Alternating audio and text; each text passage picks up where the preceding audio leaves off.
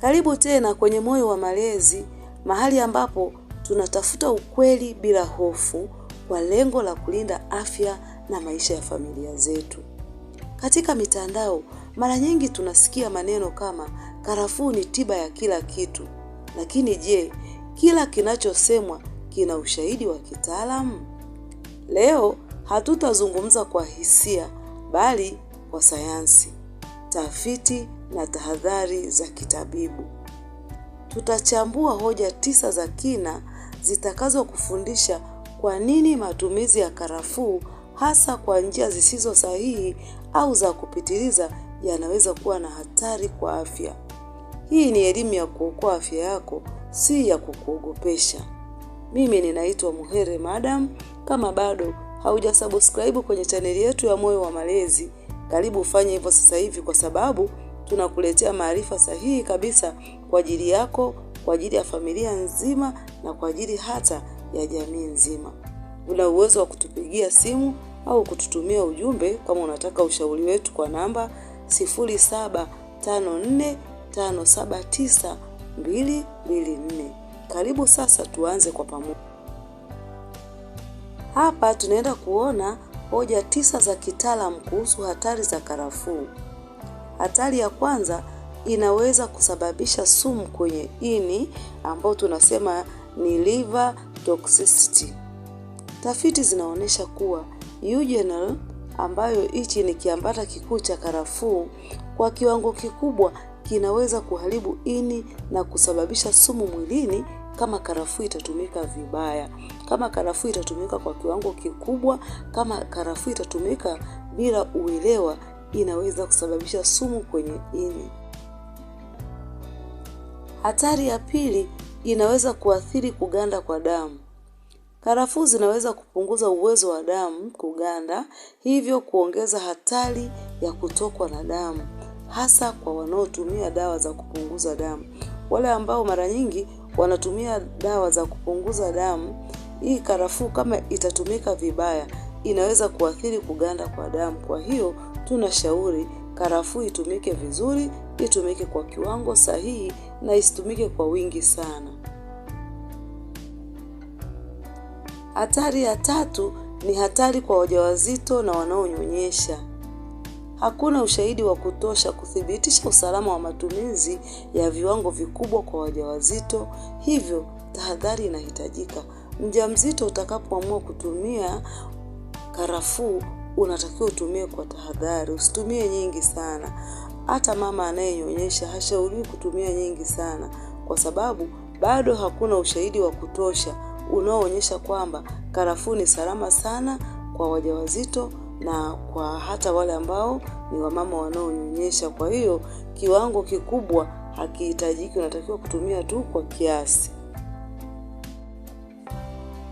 Hatari ya 4, inaweza kusababisha sumu kali kwa watoto. Hata kiasi kidogo cha mafuta ya karafuu kinaweza kusababisha madhara makubwa kama degedege na uharibifu wa ini kwa watoto. Kwa hiyo karafuu kwa watoto wadogo ina uwezo wa kuwasababishia sumu katika miili yao. Kwa hiyo inapokuwa inatumika, uwepo uangalifu, na mara nyingi tunashauri watoto wadogo sio lazima kutumia karafuu.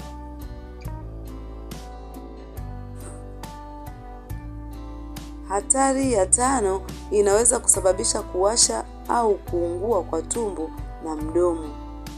Matumizi ya moja kwa moja au yenye nguvu yanaweza kusababisha muwasho kwenye kinywa, fizi na tumbo. Ukija kuangalia karafuu, hata ukijaribu tu kwa mfano kutafuna ikiwa mbichi vile haijasagwa, kuwekwa labda kwenye chai na kwenye viungo mbalimbali vya chakula, ukatafuna yenyewe, unasikia tu mdomoni moja kwa moja inawasha. Kwa hiyo matumizi ya moja kwa moja mara nyingi haishauriwi sana. Inashauriwa itumike kwenye kiwango ambacho kinafaa, ikiwa pia katika hali ambayo ni ya kupika au kuchemsha. Hatari ya 6, inaweza kusababisha mzio, ambayo tunasema ni allergic reaction. Baadhi ya watu hupata mzio wa ngozi au mdomo kutokana na eugenol iliyoko kwenye karafuu. Kwa hiyo hii karafuu kama itatumika kwa watu ambao wana mzio itumike kwa ushauri, kwa sababu inaweza ikawasababishia midomo kuwasha, ngozi kutubuka kwenye mdomo.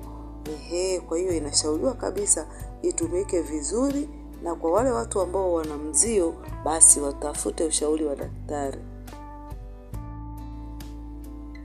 Hatari ya 7, huenda ikaingiliana na dawa za hospitali. Karafuu zinaweza kuathiri dawa za kisukari, dawa za damu na hata dawa za upasuaji. Kwa hiyo ukiangalia kama unatumia karafuu, labda wewe ni mgonjwa wa kisukari au mgonjwa ambaye una shida kwenye damu, inaweza kuingiliana na dawa za hospitali kabisa na ikaleta shida. Kwa hiyo ni nzuri, narudia, kupata ushauri wa daktari pindi unapokuwa unahitaji kuitumia.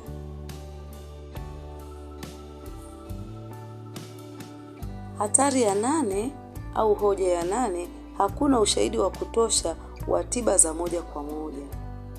Wataalamu wanasema hakuna ushahidi wa kisayansi wa kutosha kuthibitisha matumizi ya karafuu kama tiba ya moja kwa moja ya magonjwa.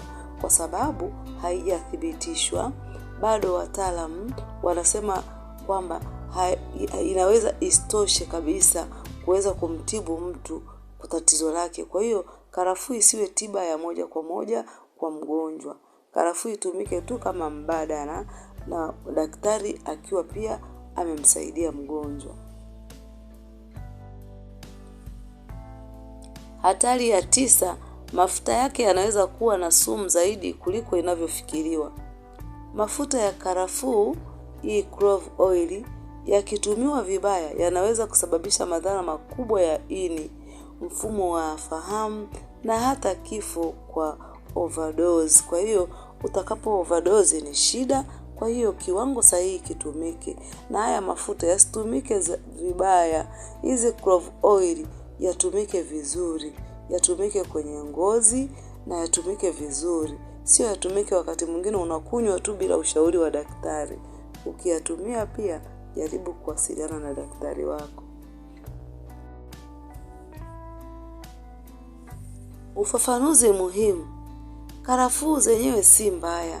Tatizo linaanza pale zinapotumiwa kwa kiasi kikubwa bila uangalizi wa kitaalamu au kama tiba ya kila kitu. Katika kiwango cha chakula zinaweza kuwa salama, lakini si mbadala wa tiba ya kitabibu. Afya si majaribio, ni maisha ya kweli tunayoishi kila siku. Kabla hujatumia chochote kwa mwili wako, jiulize, je, nina ukweli au nina imani tu? Elimu sahihi inaweza kuokoa afya yako, familia yako na maisha yako ya baadaye. Asante kwa kuwa nasi kwenye Moyo wa Malezi, mahali ambapo tunachagua ukweli kuliko tetesi na afya kuliko ushawishi wa mtandao. Tuambie kwenye maoni, je, ulikuwa unatumia karafuu kwa namna gani? Like, share na subscribe kwa elimu ya zaidi na afya ya malezi. Mpaka tena, endelea kulea kwa moyo. Asante.